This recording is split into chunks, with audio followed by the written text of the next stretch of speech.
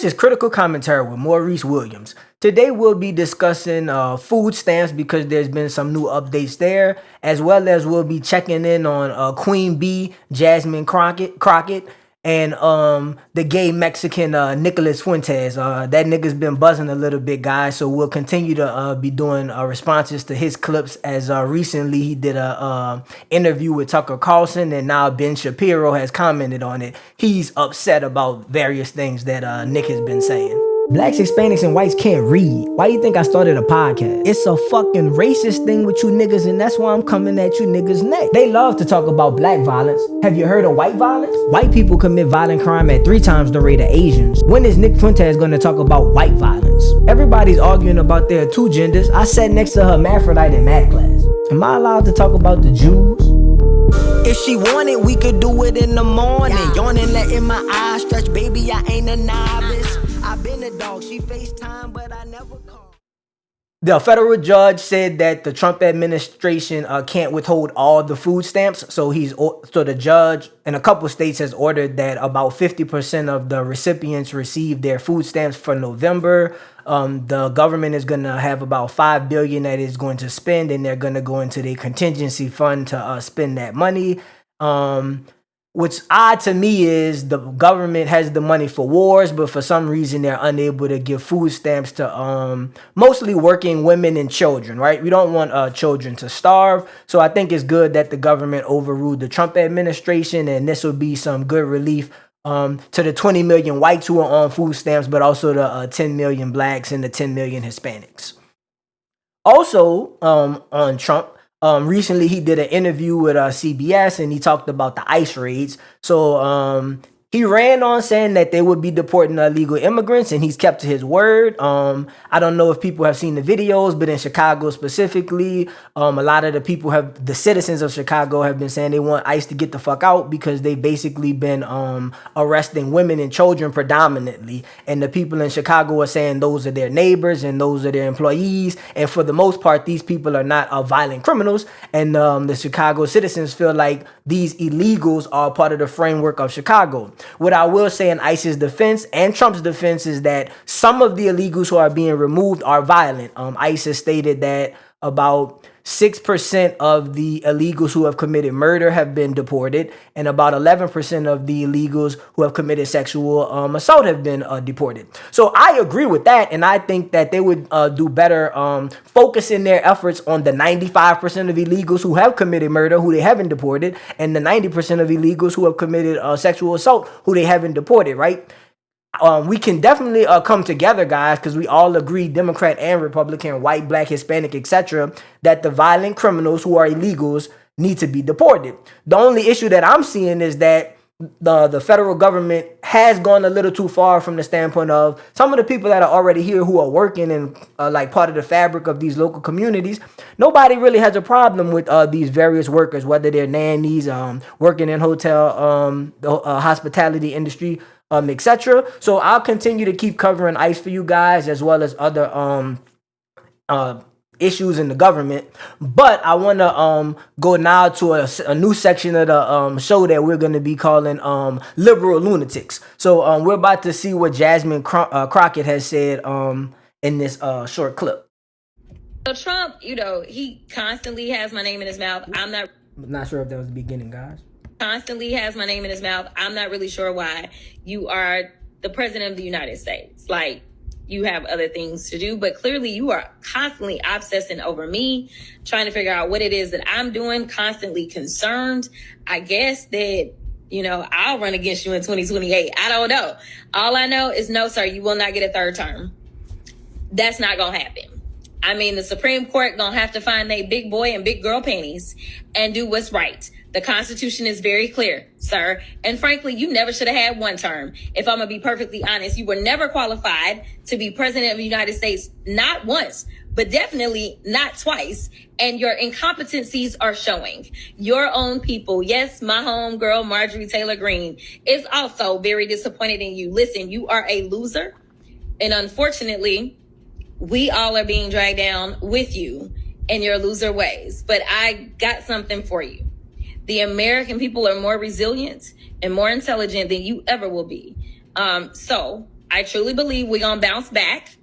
I think that there are more people that just were not engaged in this election. And I think because you're doing such a bad job, a lot more people are going to be engaged. And he knows this too, which is why he wants to rig the midterms by redistricting through Ohio and North Carolina and Missouri and Florida. And he did call South Carolina and Indiana and Texas. This is why you are going everywhere you can. If you can pick up 1 seat or 2 seats, but I got news for you. Those people that voted for you, that believed in you, that believed that you actually gave a damn about them, they are finding out that you don't. So I truly believe that there is plenty of buyer's remorse, and people will say, listen, I may not like this person that's got a D in front of their name, but at least I knew that I could feed myself and feed my kids. At least I knew that I could send my kids to a school. At least I knew that I had a job that I could go to. Those people may say, I may not like a lot of stuff about this person with a D in front of their name, but I have to make sure that I do something better, which means that, yeah, we need to elect Democrats up and down the ballot and release those Epstein files. Yeah, because we ain't letting up. We're not letting up. Okay, so there's a lot of things going on here. First, to catch you guys up, Trump and Jasmine Crockett I'm sorry, I keep saying your name wrong. Crockett have kind of a beef going. So they've both called each other low IQ. Jasmine is called Trump racist. Trump has hurled a bunch of insults towards Jasmine. I would say that I think both of them are intelligent people. I think it's kind of hyperbole, them calling one another stupid. Some of the things that Jasmine said in this clip were accurate. Some were inaccurate. I'll start with some of the stuff that I thought was accurate. I do believe that some Republicans may have some buyer's remorse to voting in Trump, and that may just be because for some things like Icy's keeping his word, but in terms of foreign influence, Qatar and Israel are 2 foreign governments that have seemingly been influencing him a lot, and a lot of people voted for Trump to be America first. Also, she is accurate and correct in saying that Republicans are trying to gerrymander and change up districts, mostly in like predominantly Black and Hispanic areas, because what the Republicans are saying is that they want to break these districts up. They would like for Black people to not have, for the Democrats to not basically be able to kind of pander towards just Blacks to win these seats. They want to open up these areas to a more diverse group of people. So they're trying to bring in areas where whites live and areas where Blacks live so that it could be diverse voting in these congressional districts. So I agree with her there. I disagree with her on that everybody should vote for Democrats. I think that there are many things that Republicans bring to the table that are beneficial to society, like family values. Not saying Democrats aren't for family, but I think that some of the moral things that conservatives do push are not negative values and negative qualities. So I don't think it would be negative to listen to what the Republicans have to say. I believe she also I can't remember now because I let the whole thing play and she said a lot of different things. But I did agree with some of it, disagree with some. I would applaud people to follow Jasmine and listen to her because she did say a lot of things in this. So I think if you check out her socials and check out what she's about, some of you guys may like it, some of you guys may not. Let us know in the comments how you feel about Jasmine Crunk because I'm interested in finding out what people think about the Democrats, because I've got a lot of comments so far about Nick Fuentes and Tucker Carlson and various Republicans. So that's why we've been covering, that's why we're starting to cover some Democrats. And there's another clip from her, guys, so I'll play that shortly. Critical. This is Jasmine responding to backlash that Stephen A. Smith got for something he said about her. I think we covered the apology on the show. So she's just letting, I'm not sure what podcast this is, but she's letting some podcasters know her response to him apologizing. You and the way that you conducted yourself towards Trump and different things like that. But he has, since then, he has apologized since the backlash he's received. First of all, how did you feel when you heard those comments from Stephen A. Smith? And secondly, did you accept his apology? Yeah, so when I first heard the comments, I was disappointed. I'm going to be perfectly honest. And I've never met Stephen A. We've never had a conversation a day in our lives. I was disappointed simply because it was a Black man. I'm going to be perfectly honest. Okay, guys, so look, last time I had stuff I wanted to say, but I didn't stop it. So I'm stopping it here because, like, I don't like her saying, well, I'm disappointed in what he said because he's Black. I mean, your race should have nothing to do with like your critique of somebody, right? Either he agreed with what she says or doesn't agree. He has his opinion. It shouldn't be a matter of if a white person said it, it wouldn't have bothered her as much. I mean, we should all treat each other equally, and the Democrats say they stand for that. And this is why a lot of Republicans get on them. The Democratic Party sometimes comes across like, oh, we're for everybody, but then white male conservatives say, well, you're for everybody but us. You're for everybody but Christians. You're more so pushing atheism or non-religion, right? Because the Democrats try to protect a diverse group, so they try to protect atheists, they try to protect homosexuals, Hispanics, women, etc. But in doing so, sometimes they neglect other groups.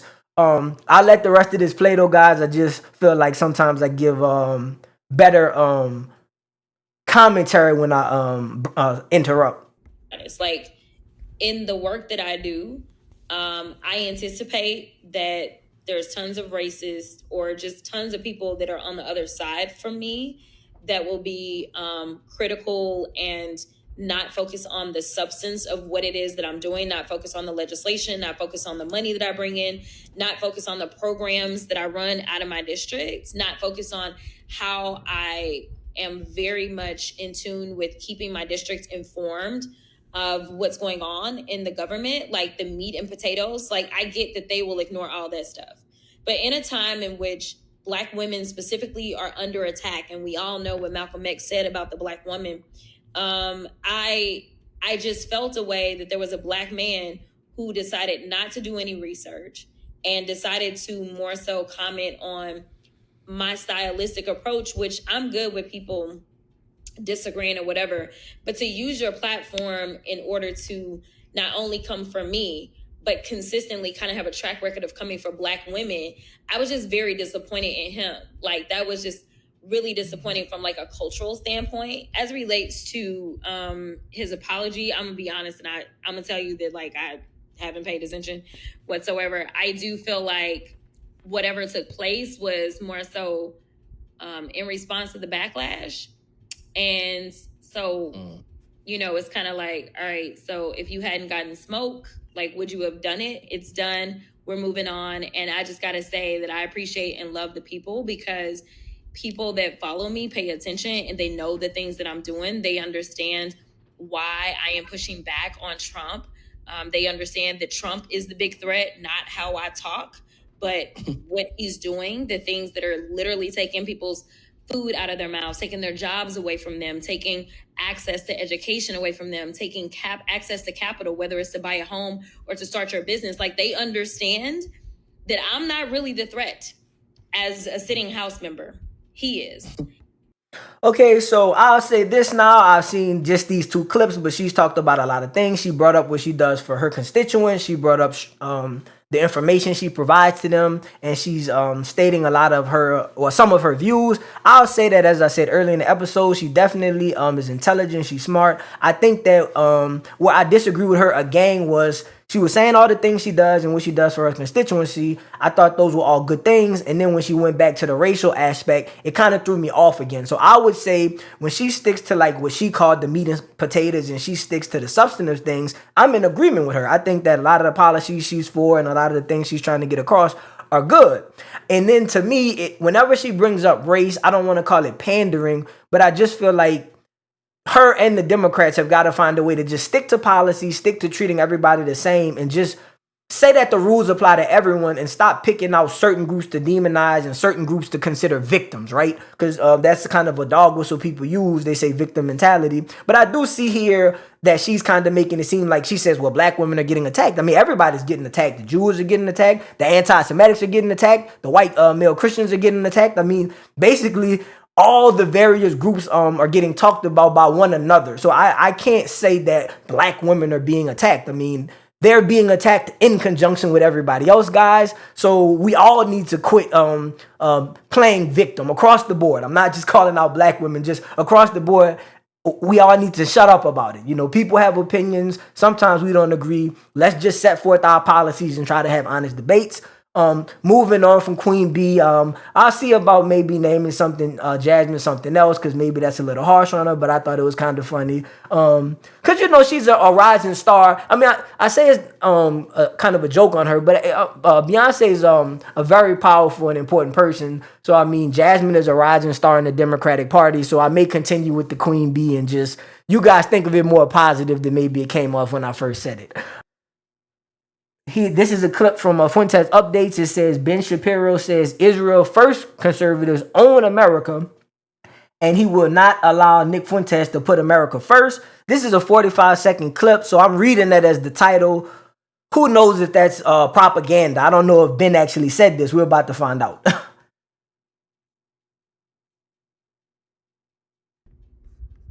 My answer is no. No to the Groypers. No to their publicists like Tucker Carlson. No to those who champion them. No to demoralization. No to bigotry and anti-meritocratic horse shit. No to anti-Americanism. No. This is our country. This is our party. And this is our conservative movement. And I will not stand by while it is handed over to those who betray the most fundamental principles I have spent my entire life defending and advocating. That is a path to defeat and a path to moral oblivion. I reject it because if we lose the right, we will lose to the left. And either way, we'll lose the country. I'm Ben Shapiro. This is The Ben Shapiro Show. Okay, guys, I'm actually confused. I'm not confused. I heard what Ben Shapiro said. Okay, so first, Ben was talking about when he said our country, he was just bringing up some of the groups that Nick Fuentes has talked about, whether there's women, racists, etc. He was bringing up what the America values and what America is about. I kind of was following him there, so I didn't even think that he was talking about Israel first conservatives. But then when he said what he spent his whole career fighting, then I kind of said, well, wait a minute, Ben. You say you're about free speech and debate, but you don't want people to talk to Nick, so you're not really about free speech and debate. And then when I think about his policies, Ben is a conservative, and some of his conservative values I agree with. But I would say Ben is kind of Ben Shapiro is kind of more dual. I don't know if he's a dual citizen, but he definitely has an allegiance to Israel and like the Jewish community. So when he said what I've spent my career defending, I kind of do see why maybe this is titled Ben Shapiro's talking about Israel first conservatives, because he started it off in general talking about American values, but he's definitely somebody who I've heard him talk about various groups, whites, blacks, Democrats, even Republicans, right? Because he in this sort of civil war that the Republicans are having, he's talking about Nick Fuentes is someone who's kind of a rising star now and becoming more known on the national scene in the Republican Party. So I've seen Ben talk about Republicans, but I've never seen Ben criticize Israel. I've never seen Mark Levin criticize Israel. So really, I do have an issue with some of these, I don't want to say Jewish, but some of these Israeli first or Israeli strong conservative voices in the Republican Party. People have seen the videos. Some people are aware of the history, but people have definitely seen the latest war between Israel and Gaza. So most Americans under 30 just want Israel to be held responsible too. Hamas is definitely wrong, but no one is saying that the Middle Eastern countries do nothing wrong, but people are saying that Israel was out of hand in this latest war. And we would like if these conservative voices who are pro-Israel are actually seriously America first, we would like them to hear us and have some criticism for Israel, have some pushback to your colleagues and your friends in the Israeli government. Like, talk to them and let them know that America does not support and does not stand for them with some of the things that they are doing. I'll go on to the next clip. It's about Ben again, Ben and Nick again. Ben Shapiro did a 40-minute show about me with no ads. That's how you know it's serious, okay? But today, it was a clip show. Today, it was like a full-fledged Fuentes Updates clip show. It was like America's funniest videos. One clip after the other. 40 minutes, no ads. That's how you know they mean business. When Ben Shapiro turns down the money from the advertisers, when Ben Shapiro doesn't do, let's say, 50 ad reads in a 50-minute video, that's how you know they mean business. He will literally do an ad read at a pro-life march. in person. He will give a speech in real life at a pro-life march about abortion, and he will stop and do an ad read for ZipRecruiter. But when you're talking about anti-Semitism, there's simply no time. There's no time. We mean business, because this is something we really care about. No ads. 40-minute video. And about 50% of it was just my clips. Fuentes says, Fuentes that, he's a Nazi, sexist, Holocaust denier. Whoa, you're sounding like, you're giving me like Bill Maher or Rachel Maddow. What is this? I thought Shapiro was against SJWs. Now he sounds like one of them. I thought he was against liberal tears and cancel culture and safe spaces. Now you sound like one of them. So first, Nick Fuentes said a sexist thing. Then he said a racist thing. Then he said a Nazi thing and an anti-Semitic thing. He's a white supremacist. It's Hillary Clinton. Racist, sexist, homophobic. It's literally the basket of deplorables clip. And so we'll talk about his little response. And I say little because he doesn't get views anymore. It's pathetic. Candace Owens is doing 10 times. What does she get? 2-3 million views on a video? He's lucky to crack 500,000. And he's on YouTube. He's got millions of subscribers.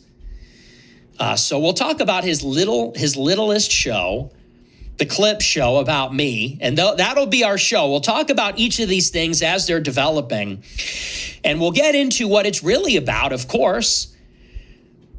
At the end of the day. Okay, guys, there's a few things I have to say about this clip. Nick was saying some of the things I just said. It's like Ben was for all of these things, and then as soon as something was said about Jewish people, now he's changed his tune, right? So I agree with Nick. Ben is being hypocritical as far as the free speech, etc. He's trying to cancel Nick. But also, I kind of just want to talk to the Jews for a minute. And when I say the Jews, I mean, I'm joking, but seriously, I want to talk to some of the predominant Jews like Ben Shapiro. Emily Austin is kind of, at least in the social media sphere, she's kind of predominant. Mark Levin and a few others, right? The reason you guys are losing the youth is, for one, we're seeing what's happening and you guys aren't being honest with us about critiquing Israel. But then also just looking at this clip and then watching Ben before, Nick way funnier than Ben Shapiro, right? So like people appreciate like somebody just saying it how it is, saying what they think and being authentic. Ben's kind of coming across like it's scripted and he's trying to get a narrative to you guys instead of just saying what he thinks. So I'll just say this to the Jewish people. Well, not the Jewish people, but some of these big predominant Jewish influencers, right? If you guys want to have a dialogue with us, social media is open to everybody. You guys can talk to us. Just treat us, when you record on your phones, etc. Just treat us like your family. Just talk to us. Maybe we'll agree with some of the things you have to say. Maybe we won't. But stop all this scripted bullshit and stop all of this. The Jews are better than everybody else. And woe is the Jews. And everybody's against the Jews. It's the same thing I tell the blacks. I'm not picking on the Jews. I just said everybody's not against black women. Everybody's not against Jews, right? When people sit down at their family table, they tell jokes, they curse, etc., right? So a reason why a lot of these conservative podcasts have gotten so big is because they just sitting down shooting the breeze with niggas and they saying what they think, and that's resonating with the American population. So I would just say, I know they paying people millions and billions of dollars to teach the Democrats how to strategize and to teach the Jews how to control the narrative, and they're buying TikTok and they're doing this, that, and the third, buying television networks, etc. That shit obviously ain't gonna work if niggas just pulling up with cameras and laptops and getting more views than you guys and getting more support. I would just say, do what I'm doing, basically, Democrats and Jewish people. If you can, right? If you're not actually lying like Nick is saying, and there is no conspiracy like Nick is saying, just start talking to us, being real with us, and let's just, like I said with this show, let's just have an honest debate, hash this out, and see if we could make a stronger America. And if we do, America can be stronger on the world stage as well. I do believe that America is diverse. We have a lot of great values, as I always say, that came from British people, that came from the Native Americans, that have come from things that the African Americans have brought from their sub-Saharan cultures, and as well as the East Asians, right? So America has a lot to offer, and I think that if we became stronger, we would be able on the world stage to show people why we are the greatest country. I know that was a rant, guys, but that's just kind of how I felt after seeing Nick kind of destroy Ben Shapiro. There's a few more Nick clips, and then we'll get to comments. I don't know. I guess the big news has been Tucker platforming Nick, so he's considered anti-Semitic. And then, which is interesting, they're making a big deal about him being anti-Semitic, but I haven't seen as much about him being racist. Maybe that's just because black people are a small percentage of the population. But I'll say this, Jewish people are a smaller percent. So for some reason, I am noticing that I see more stuff about him being anti-Semitic. So I just find that kind of odd. But this is something else about this PBD reacts to a Jewish congressman, Randy Fine, calling Tucker the most dangerous anti-Semitic in America. I mean, I don't know when he became that. I guess all of this is just from talking to Nick one time. All predicated based on Tucker having Nick on? Yes. And so that's it? That's it. That's what I'm saying. It's not- Again, it's not- there's something well, Tucker has Nick on. Tucker gets all kinds of heat and all kinds of things being thrown at him. Heritage Foundation comes out and says, bup, and Tucker Carlson is a friend of ours. Yeah, but what's the issue, though? What I want, and who is this, Rob? So this is Randy Fine. He is a congressman from the state of Florida. I believe he was just elected to office in this year. He is at the Republican Jewish Coalition this past weekend, where he claims that Tucker Carlson is the most dangerous anti-Semite in America. He says this? Yes. Yeah. Play it. Because he had Nick on. Let me hear it. Tucker Carlson is the most dangerous anti-Semite in America. Our friends don't have our shared experience. I even deal with this with my colleagues in the House. See, they remember the Tucker of 5 years ago. They don't live with anti-Semitism every day. They don't think about it the way that we do. Can you stop it? And it's But Pi, is he the same guy that said that we should have nuked Gaza? Is that the same Randy Fine? Yes.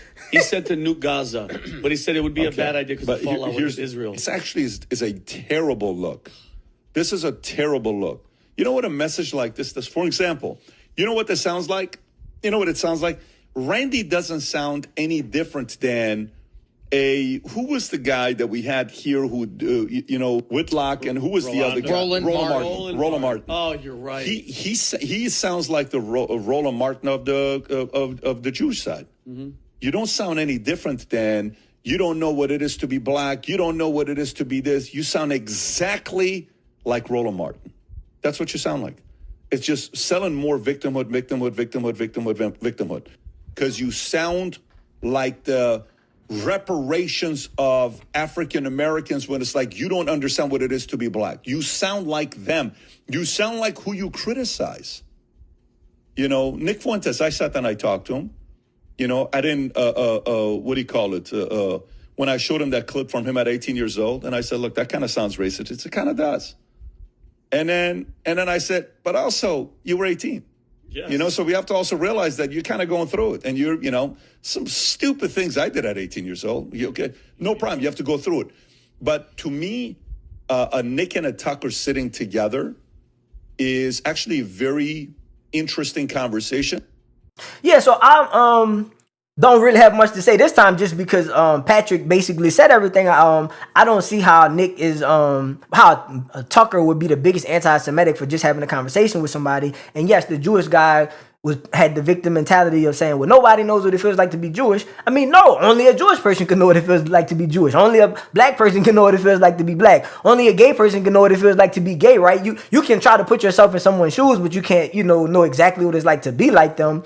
So I do think that it's a lot of hyperbole of just, I see the concern, right? You put somebody out there and some of their views are abhorrent. I think some of what Nick says is abhorrent. I think it's racist, etc. He's talked about make jokes about raping people, for example, right? So the things that he's saying I may not agree with, but I always believe in this. In a free society, if you let people talk, why is it that everybody is so concerned that the majority of Americans are going to listen to this garbage that Nick is saying, right? It comes down to like people want to censor this group and censor that group. It just shows that they don't believe in us guys. They don't believe in we the American people, right? All of this concern about what's going to happen if Nick talks, I think he's just going to get roasted by anybody who's intelligent, right? So at some point, Nick is going to have to just say, well, yes, I'm telling jokes and a lot of the things I'm saying is not truly accurate for the masses. I'm just kind of making fun about stereotypes, and I'm just talking about a minority of people. It's like, yes, we can talk about a minority of transgenders and say they are too flamboyant, or we can talk about a minority of blacks and say they are too violent, or we can talk about a minority of whites and say they're whole racist views. You know what I'm saying? We can always pick these small groups out of the majority and then say they're doing something. But for the most part, I mean, everybody, like I always say, is trying to do the right things. So I would like Nick, and then some other people tweeted me. I can't. A-Tunes, Pearl Davis, a few people told me that they were demonetized, right? I think YouTube and these other platforms need to allow free speech. I think this guy, Ian Carroll, there's a few people like Jake Shields, just a bunch of people on the right were telling me that they have been demonetized. They're getting views, but they're unable to make money, and it's all because their views go against the mainstream, right? These platforms need to cut that bullshit out, right? You need to give everybody a voice and allow everybody the same opportunities, because I think in America it's wrong to try to censor ideas. This country is founded on the belief that everybody should have a voice. We all are allowed to vote. We're all supposed to be a part of this political discussion. If we're all supposed to be a part of the discussion, we need to let both sides, or the multiple sides, if you don't even look at it as one versus the other, if you just look at it like multiple groups, all the groups need to be allowed to have freedom of speech and say what they want, and let's just respond to what we hear. A lot of people are saying that Nick is homophobic. A lot of people are saying that he's sexist. A lot of people are saying he's racist, right? So these people are allowed to say what they have to say, and they're allowed to get shares, and they're allowed to profit off their beliefs. Nick should be allowed to profit off his beliefs. I mean, I don't think America's racist. Let's fucking find out. If they're as racist as all the people are worried about, then we need to address the problem, right? If there really is a problem, we won't know unless we put everything out there on the table. So again, I don't agree with Nick. I don't agree with a lot of these conservative clowns, these conservative lunatics. But I do think that I appreciate them standing their ground and saying what other people are scared to say. Their fearlessness is actually helping America move forward and become a better nation. There's one more clip, guys. Sorry if I've been talking a lot this episode, guys. Nick gets me going sometimes. Nick looks back on the time he worked for UPS. I wonder if he was on food stamps at that time. But let's see what he talks about. It was awesome to hear you say last night that you worked at UPS, worked there now and was thinking of making it a career, but with our stupid bitch CEO tanking the company, I'm reconsidering and thinking about starting a business with my friend. Anyway, I love the show. Been watching for over a year now. Keep up the great work, Wang. Is that true that UPS is going down the tubes? I haven't been following that story. Yeah, UPS, it sucked. It was all, I worked in Hodgkins at the Chicago Area Consolidation Hub, and I worked there for like a month, and I quit. I just stopped showing up. Because it sucked. I mean, you barely got any hours. It's a seasonal job, I get that, but they would literally give you like 2 hours, 2 or 3 hours. I said that my paycheck is $100 a week. What am I have to drive here and park and go through this whole process. You have to walk a mile inside the facility, and then you get there and you get 3 hours in the night, paying you $15 an hour. I said, really? It's ridiculous. And the guy fucking broke my water bottle. I had this like $10 water bottle, and the guy knocked it off the ledge and fucking broke it. I said, okay, so that's an hour of my 3 hour shift that you just ate. It was all blacks. It was all blacks from Gary, Indiana, and the south side of Chicago getting bussed in, and they were crazy. This one guy I was working with, he like believed in aliens and magic and stuff, and just wasn't great. It was dangerous. Nobody was following the rules there. Nobody was following the rules. You're supposed to. We were unloading the trucks. The truck would pull up. You'd get into the back of the truck. There's a conveyor belt. And you would start unloading the boxes from top to bottom and make your way into the truck. You know, so the box pulls up, and you get a stepping stool. You go from the top, throw the boxes on the conveyor belt, top to bottom, and then you go back in. Well, these blacks at the facility, here was their genius idea. They would pull the boxes from the bottom of the stack, so all the boxes would fall down, and then they'd throw them on the conveyor belt. They were terrible, and you'd hear shit breaking. You know, you're supposed to place them on the conveyor belt, They would pull the bottom box. All the boxes come falling down and could crush you. Some of them are 150 pounds. And then they just throw them onto the conveyor belt. That's how they would roll. And I was like, yeah, this is a terrible scene here. One time the guy got on my case for being literally 2 minutes late. It was like that scene in Horrible Bosses. Because I got there to clock in and the guy said, hey, try to get here on time. I've told this story a million times. This is why I will never have a job. But I got there literally 1, maybe 2 minutes late. And the guy goes, hey, just try to be on time tomorrow, okay? I'm going to make an exception. I said, late. I said, my shift starts at 10 o'clock. It's like 10:01.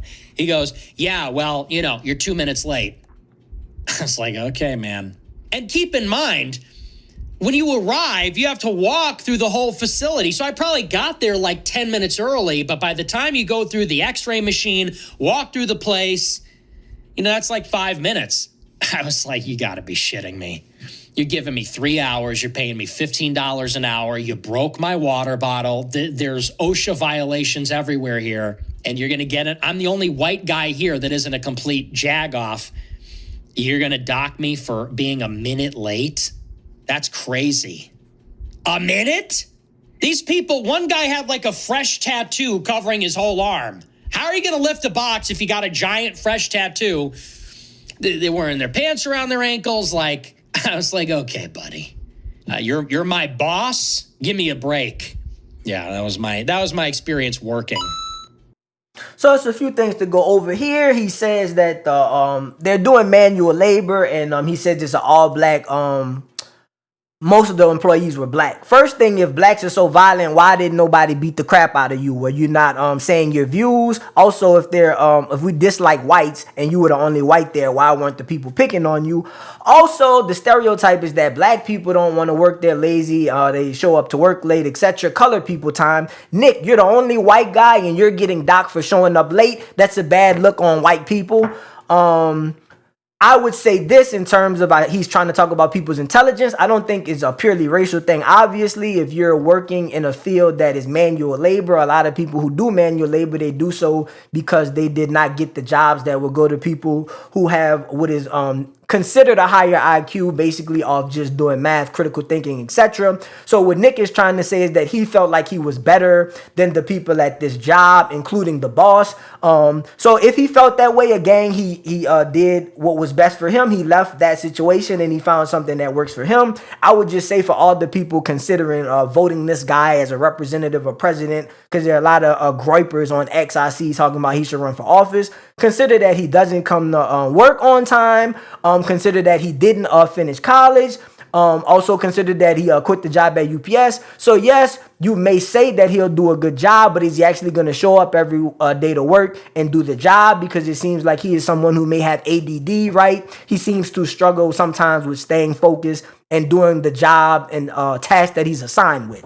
I think Nick is a funny guy. I think he should stick to what he's doing, comedy, and leave the politics to politicians and people who are actually trying to help the American people. Because unlike what Nick wants, the American people are not just heterosexual Catholic males. There are women, there are children, there are blacks, there are Hispanics, there are East Asians, there are homosexuals, there are transgenders. There's a diverse group of the American population, and I don't believe you're the right man for any job other than the comedy that you are providing people. Again, I think Nick is intelligent. I think he's funny. I think that maybe if he grows up, as Pete David was saying, I think if he grows up and uses his mind for good and matures, maybe, I don't know how old he is, I believe he's in his 20s, maybe when he gets to his 40s and 50s, he could be taken serious as a political candidate. There are a few people who have been comedians, actors, etc., who have got into politics later in their 50s. So right now, Nick, just stick to telling the jokes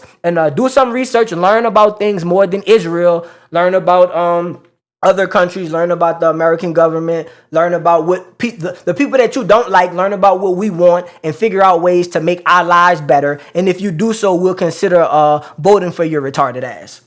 Well, some people may.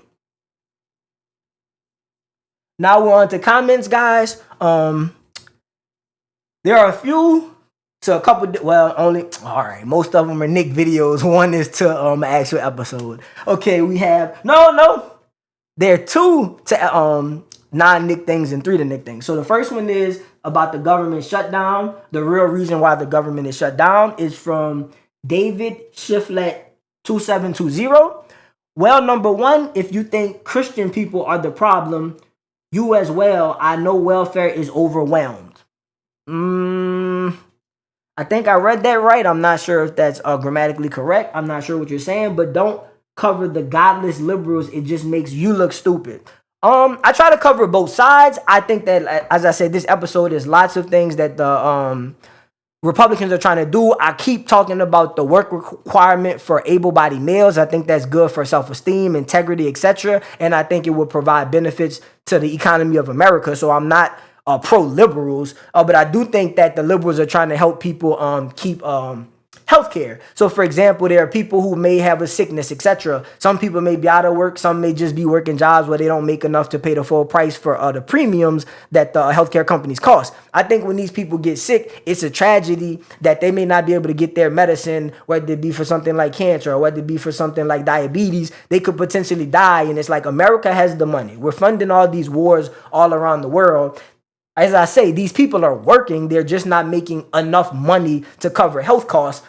Our tax dollars, I pay taxes. I don't mind our tax dollars going to the people who are working. So maybe we need to just make this adjustment to the welfare system. Make sure that we're giving money to people who are working. The Republicans say 20 hours a week. I would even be fine with 10, right? I keep telling people, you have to start somewhere. So the people who obviously are already working 20, you shouldn't be allowed to move backwards. If you're already working 20, stay there. My producer's shaking his head. He doesn't realize there are people who aren't working who are getting paid right now and they're using the funds. So what I'm saying is that to get the government open so that the people who need food stamps now and the people who need health insurance now, to make sure those people get what they need, at least implement some of what the Republicans are saying. Because if we don't implement it, the Democrats aren't going to open the government, so the people who are working and need resources won't have them. I don't agree that people should work 10 hours a week. I'm saying that if they have people who are working not at all and are already receiving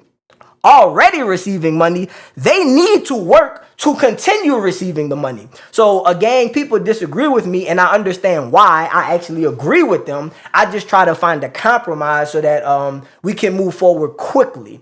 Sorry, I responded to the producer and also the comment. There's another comment. This is from Nick Fuentes. Tells Tucker Carlson what he told Trump at the infamous Mar-a-Lago meeting, and Ye was at that meeting as well. I think it might have been the first time Nick and Trump met. I don't believe he had that entire conversation with Trump when him and Ye went, because if you recall that day, he was there for about all of 2 minutes before being intercepted by someone and ushered out. I guess this person is calling out Nick, saying that if he talked to Trump this long, then he shouldn't have went and told people that he only got to talk to him for a little while. But if he says 2 minutes, Nick tells jokes. I mean, he might have meant 2 to 5 minutes. I do believe that Nick did talk to Trump and Kanye that day. And I do believe what he's saying is true. So I don't think he's lying now. I think he was just telling a joke and using like hyperbole. I'll get 2 more for you guys. They're both from the Dear Black People, which means somebody's about to try to roast me. Bayou Bandit 87. This is somebody from my hometown. You're such an idiot. Damn, bro. Louisianans, we got to stick together, man. Go Tigers. Another one from the Nick Fuentes Dear Black People. Candid True, you left 2 comments. I'll just read one. I'm convinced black people's parents should smash their head into the side of the kitchen table for 30 minutes after they were born. No comments. I mean, just at a loss for words. This is pure racism. It's ridiculous. How are you so brain dead at your age? Well, I provide facts on all my episodes about why I say the things about Nick and why I say the things I say about white people when they're racist. I believe that I cover all the groups fairly. I believe I'm objective. I have stated that there's problems in the black community, there's problems in the white community, etc. So I'm not sure why you're saying I'm brain dead, and I definitely don't appreciate you saying that we should harm black people. Again, you're free to say what you want. I don't think this person should be taken off YouTube, but I just think they're low IQ. Hopefully you guys enjoyed the show. Leave comments if you like this episode or others. Hit the like button and please subscribe, guys. Talk to you tomorrow. If you like this video, please smash the like button, comment, and subscribe. New shows airing Monday through Thursday.